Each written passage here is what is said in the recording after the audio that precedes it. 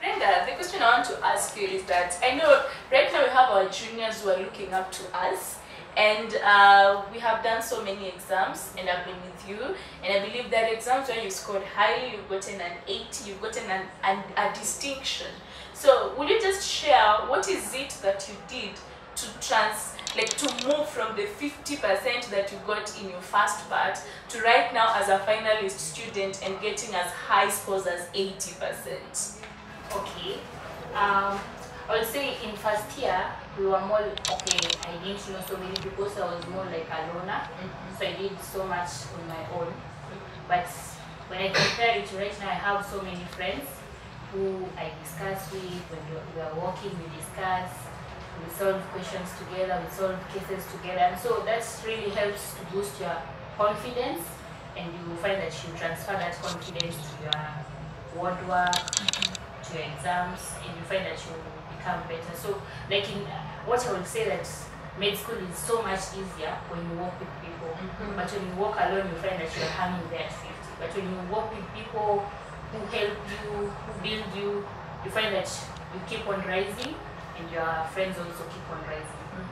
Wow, thank you so much, Brenda. So guys, it's true. Med school, if you're gonna work alone, it's going to be hard. But if you're going to work with people, right now, all these friends here, we recently did an exam, and all of us who are here literally scored an 80 and above. And it's because of working with people and doing group discussions. Now, I want to go to Bestrel. Bestrel, you seem to be a happy person. You're always happy, you're always smiling. But then my question to you will be, what was your lowest moment in med school? My lowest moment in med school was, actually it was in first year. We used to have a mock marathon exam. Marathon is where like you do a practical exam. There are like different stations, so after every station a bell is rung, you go to the next, you are supposed to identify the body parts, the nerves and everything. So I remember I was not very serious in first year. So for this particular exam, I thought that I would just maybe transnight for just one night and then do well in the exam. So when my colleagues would spend their time reading, I just used to, perambulation.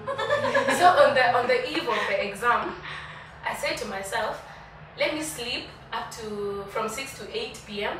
and then I wake up, then I will read all the way up to morning. Then I'm ready for that exam. So I actually slept on top of my duvet so that I would feel cold and then somehow wake up in the middle, before it was too late. So when I slept, the next time I opened my eyes, I saw the sun. I panicked, you guys. I panicked because now it means it's morning, my paper is in the next like an hour, about an hour, and I had not studied. So I took my lab coat, I ran to Chiromo, I found people who were in groups discussing, and then they would say something, and then I go like, what is substantia nigra? And everyone would try to look at me like, you don't know that, and you are here for the exam. But all I remember is I saw a blackout in that exam, and when the results came, I was among the bottom. I was down Luko list when the results were out, and I was so shocked. So I think that was like my worst moment in med school. And so over time, of course, I've learned that you can't do that in med school. You can't read you can't transnight and pass in med school. You will fail terribly. Yeah. You'll be in the bottom 5. Yeah, you'll be in the bottom 5. You have to be preparing all along. Is that a side of the lens cover? Down.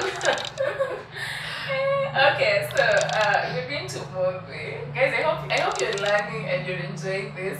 If there are more things you'd love them to answer, just remember to comment and ask your question there, and I'm sure they'll be back again to give you answers. Okay, so Mumbi, my question to you is, how have you managed to maintain your spirituality in med school? Because at times I know it gets really tough.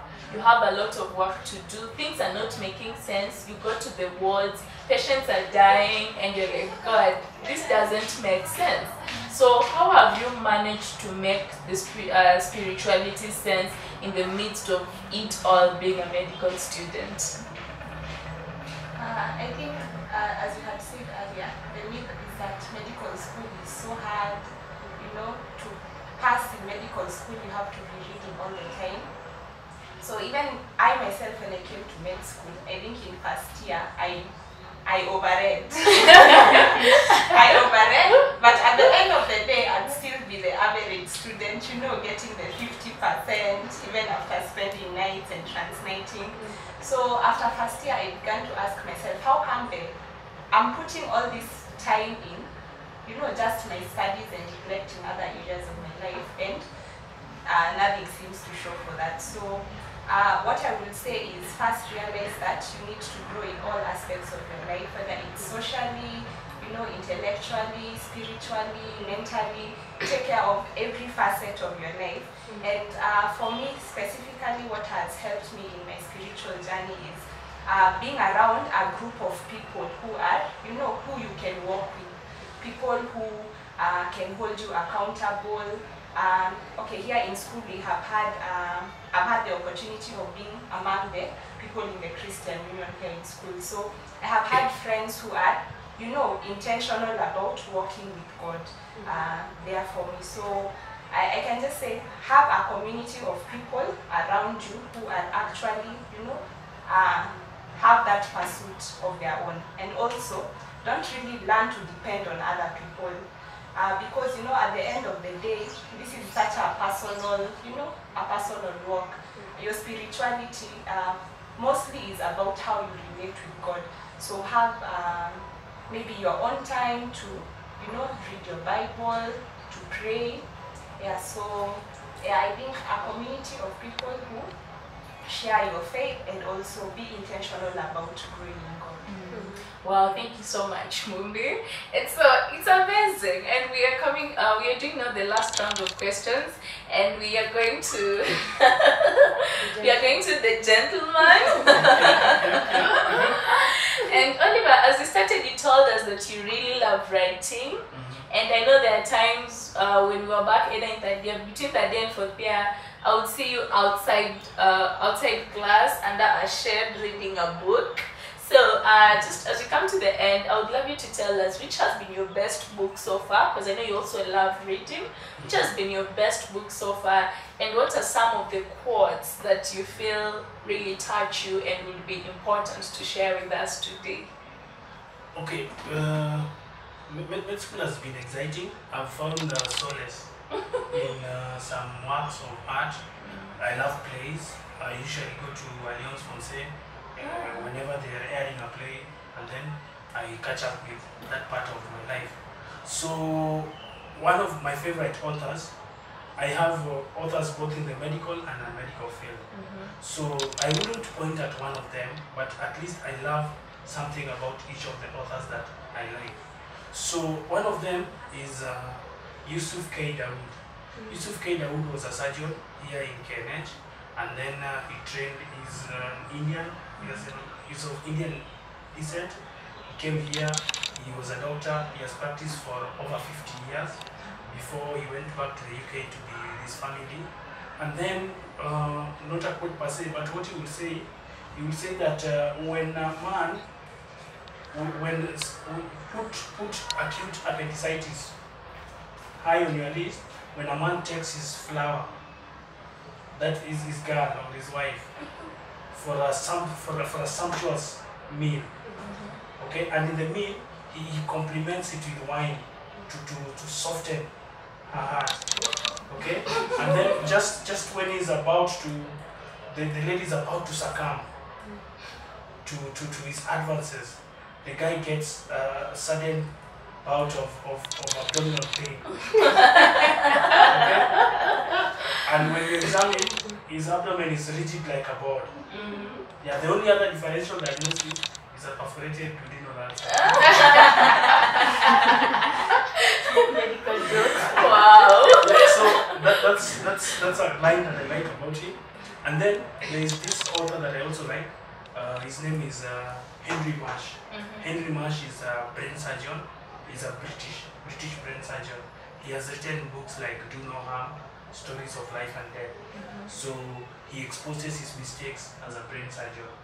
So he has done wonderful works. And then the other one in the medical world is Atul Gawande. Atul Gawande is an author, and he's also an endocrine surgeon, and also he's a public health specialist with WHO. He works at the Brigham and Women's Hospital in the US. He has written essays on better, how we can improve the medical profession. Other books include Being Mortal. He has also written on the Checklist Manifesto, where he encourages the medical profession to embrace the checklist to help them not forget important stuff. And outside medical works, I love Alain de Botton. Alain de Botton is a modern day philosopher. Okay? And one of his notable quotes, though I'll be paraphrasing, that when we are going through problems, at least let's go through them cheerfully. Wow. You get, because our problems are not unique to us. You get, they've been there before. So one of his books that I've read is Essays in Love. He tries to dissect love. You get, and he brings in elements from ancient Greece. Okay? And then it's a beautiful book. You can have a look at it. Wow. So thank you. Thank you so much, Oliver. He's an amazing guy to hang around with. And then to Brenda as well. I know you also love reading, but just is there something about you that you think we don't know? I say I don't know what you know about me. That's being wise. But what is it about you that you think people don't know? I can't think of any now. But basically, I love reading. And like Oliver, I prefer books that have thrillers, because after I've spent a long time reading medicine, I just want something to entertain me, something to stimulate me. So I find like if I read those philosophical books, which I read occasionally, I get tired so quick. So I prefer something that keeps me on my toes. I can start page one and finish the last page like within a night or something. Something that I am excited about, you know. Yeah, an example of a book that really thrilled you. Okay, there are quite many, but my best so far was The Silent Patient by Alex Michaelides. Yes, and I would encourage people to read that book, especially as medics. It's a really nice book, and we as medics will really understand the plot, but it's everybody else can understand it. But it's a really nice book with a very, very strong plot twist. Wow. I didn't see that coming. Yes. Thank you so much, Brenda. It happens these are the readers. Betril, I'm sure you have not read up of you've read. I read a lot of books. Oh, nice. So we didn't know that about you. Okay, but Betril, as Beth Trell, as you wind up, I think my question to you is: I see that you love politics. A doctor in politics.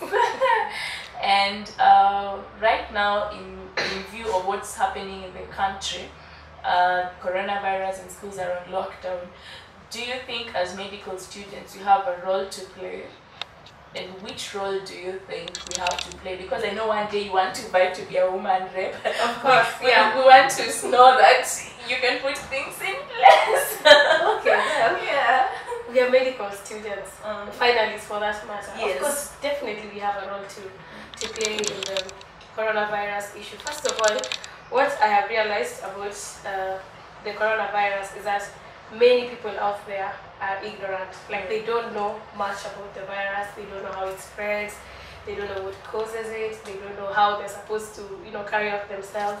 So the most, or maybe the least we could do as students is to create awareness. When you go home, tell your family members, tell the number of people you can reach about how to prevent the virus, how they can, take precaution.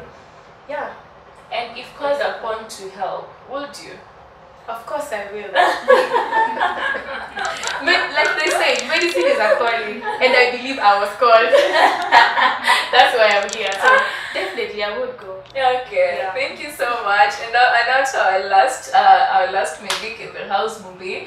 As you wind this out, what will be your encouragement to medical students? incoming medical students. To the medical students who are there currently, what would be your encouragement to them? We have first years, second years, third years, fourth years, fifth years. What would be your encouragement to them? I think it will just be to say that this is actually a journey that we are in, and not to look at medical school as the end of medical school as I have to finish medical school and then life will start happening. I think we are here for just a season, and it's very wise for us to to use the time that we are here to develop ourselves, not only just in medical school as medical students, but also to remember that we are gifted in other places, and we should not ignore that simply because we are in medical school. Wow. Thank you so much, guys. That has been it from us today. I hope you enjoyed and you learned something, and if you have questions to any of us, feel free to comment and we will definitely answer your question. Until next time, bye bye.